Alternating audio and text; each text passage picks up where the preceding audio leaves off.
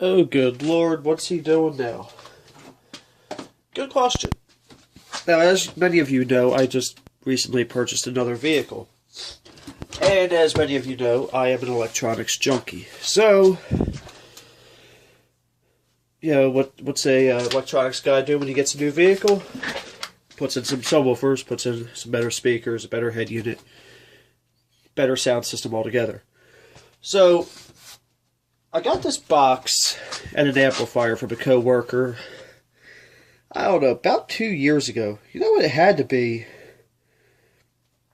Before September-ish of 2013, because that's when I was driving a certain vehicle, and I bought it for that vehicle. And then, never...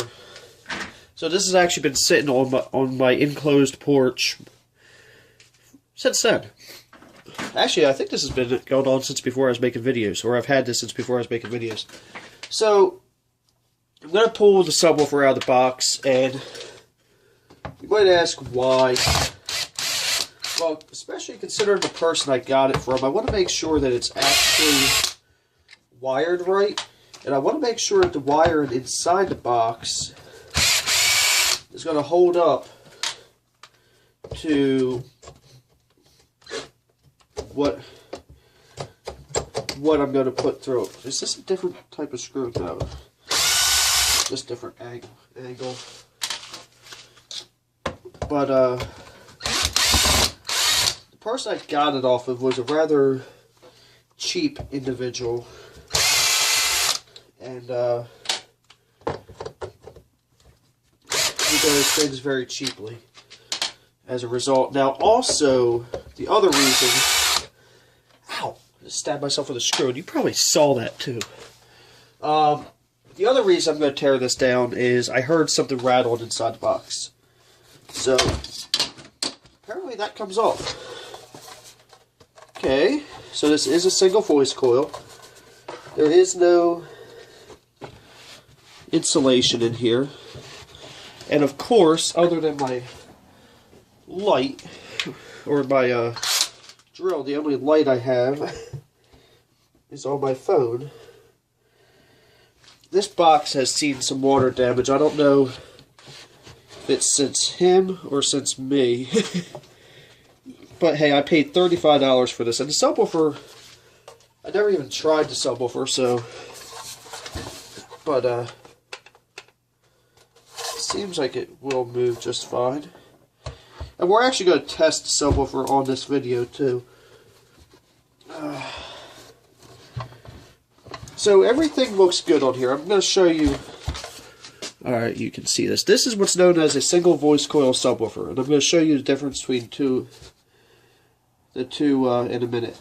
This is a 4 ohm single voice coil subwoofer. Peak power 300 watts. Or peak is 1000 watts. Rated power is 300. And I'm afraid that it may not handle my amplifier that I'm going to use with it. So I'm already making plans to purchase. I'm going to show you something very unfortunate later on in the video. But I had a completely different video planned than what I'm doing right now. And unfortunately, due to some tragic circumstances, if you are a car audio buff, or have changed my plans. And I have that in the other room. I was going to shoot part of this video in this room and part of the video in the other room, but it all ended up coming over here anyway. Oh yeah, when you're putting screws in, if you're using a drill, use one with an adjustable chuck.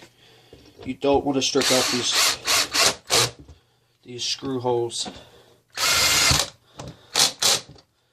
could probably go a little bit more than that. Yeah.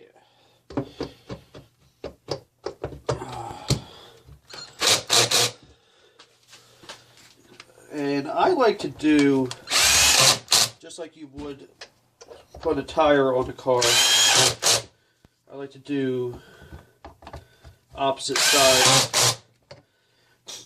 Now, I believe I already did a video that's going to outline some of what I'm about to do in this video. Okay, that one's stripped out. So I may not go all out on describing some of the stuff. Now I mentioned that this is a dual or a single voice coil 4 ohm subwoofer. This one is a dual voice coil, and I can't, okay, yes I can. It has a terminal here and a terminal here, and both of these voice coils are 4 ohms. If you run them positive to positive, negative to negative, meaning running them in parallel, you'll get a 2 ohm load. If you run them in series, I want to say you get an 8 ohm load, because lately I found out that everything I thought I knew before was wrong. Now, this one was behind the seat of my white truck for 3 years, and I did not realize that it was actually hitting the seat frame, rubbing through. I could patch that. In fact, I may get a tire patch, because this is a very stiff foam rubber, but I want to match something, or get something that will match the flexibility of that, because you can get a very weird type of sound out of that. This wire here, this wire will do for testing purposes, however it will not when it's actually in the truck. What I'm going to, and just in case you're curious, this is the amplifier I'm going to use, and this is the amplifier I'm going to test it with. This looks beat up. It is. This has been in my life since 1999? I think this is a 1997 model. I bought it used in 99 for one of my Camaros. This is a 250 watt rated directed 250D monoblock amplifier, which means you cannot run highs through it, and it is a mono amplifier. It is just for running subwoofers. You know, it has your battery, remote, ground, and then 2 speaker jacks, which you can use either, it doesn't matter. And even if you try to bridge it, it's not really going to do anything. It's just going to work. You're not going to get any more power out of it. I believe, see, at 4 ohms this is rated at 250 watts, which at 2 ohms, which if I was running this yellow subwoofer, would actually give me closer to 400 watts. Now what I'm about to do now is I'm about to go and grab some stuff to do this next part of the video, which may or may not be completely insane of me, especially at 4:18 a.m. and yeah, so next screen will be, so you see, will be me doing something.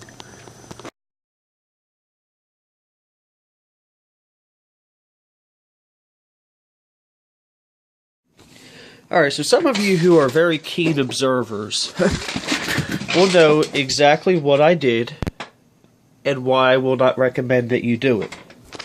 So let's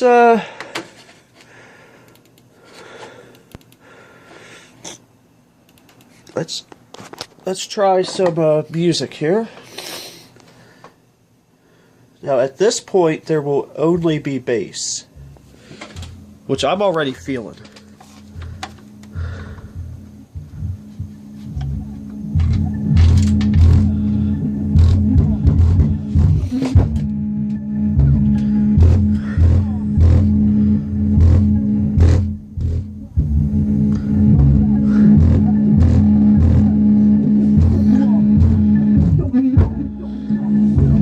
Okay, I'm gonna need to do another amp or another sub.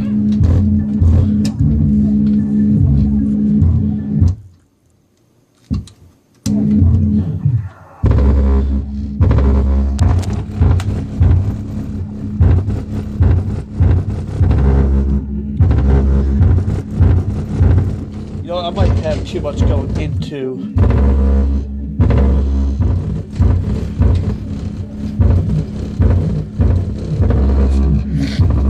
okay, I could actually smell that sub a little bit, but here's what we can do.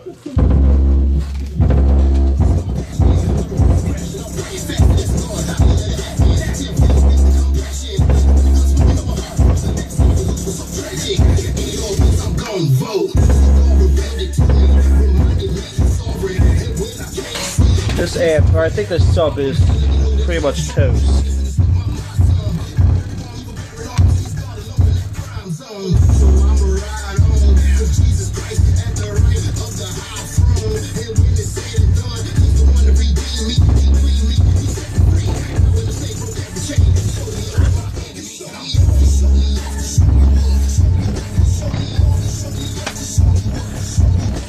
Yeah. You know what? Let's have fun with something else here.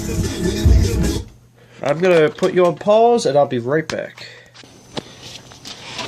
Alright, keen eyes may notice that this is a different speaker in this box.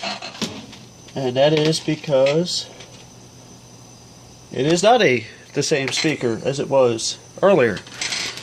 So we're gonna try the same test. Now, this one is the one that had the damage, and chances are after this, I'm gonna go and get some tire patches and fix that. Let's find out. It's already a whole lot smoother.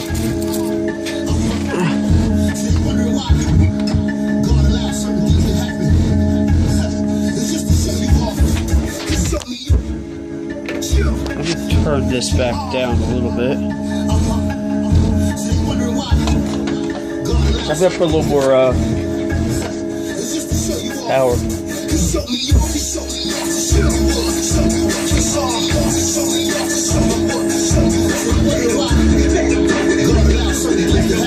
I'm messing with the volume of this computer.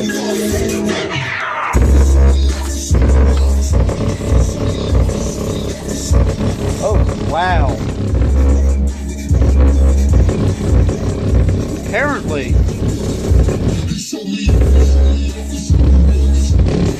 look at this box flex.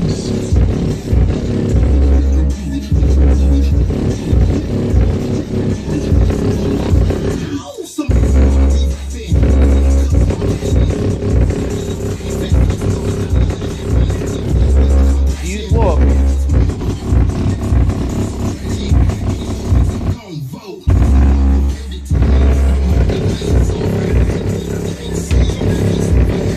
Alright, well, it is 4:42 a.m. So, I'm probably about to have somebody coming down here like, what the bad word?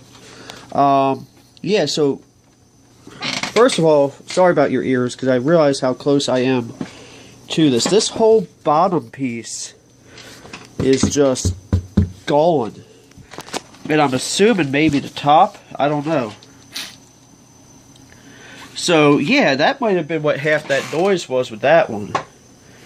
I also realized that the rattle noise that I heard inside when I was moving the box around may actually be the wire in there. That's one of the reasons you don't want it to be too long. I'm just disconnecting this, turn the amp off. Yeah. So, I do have another box, but the problem I have is I do not have any terminals that will fit the box. So let me show you how I had this hooked to this computer. As you may have noticed, there's two separate sound systems in here right now. I have a Y splitter going, might help if I point the camera that way, one going to the stereo, one going to the amplifier. I'm going to take you over to the other side, and I'm going to show you what I was talking about that was kind of devastating. And I'm going to shut this all down. Crap. That means I have to sit there and I got to leave the power turned on to it while it does its updates. So, yeah, I'm going to go over to the other side now. If you remember me talking about a flooded Mack. It was actually right here. Now, standing up right here was a speaker box. I'm going to show that to you over here. That had one subwoofer in it. Well, apparently, when it flooded, I don't even need to tell you because words or pictures speak for themselves. Where the heck did that speaker go?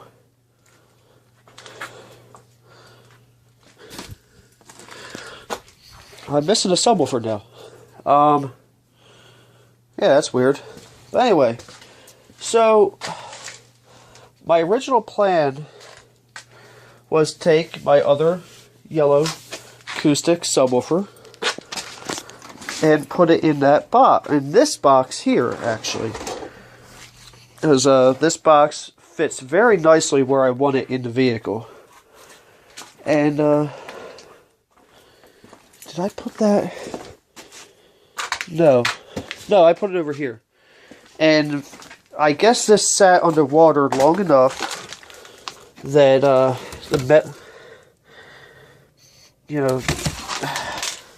again, I don't even need to say it. The voice coil's soaked. The paint was peeling off the basket. And box is destroyed. And that's pretty much all I can say about that. All because of water damage right here. And my landlord had some work done. I'll show you this over here. I've actually called him a little bit of an a-hole because of this. Above me right now is an office space. And I've actually mentioned that before.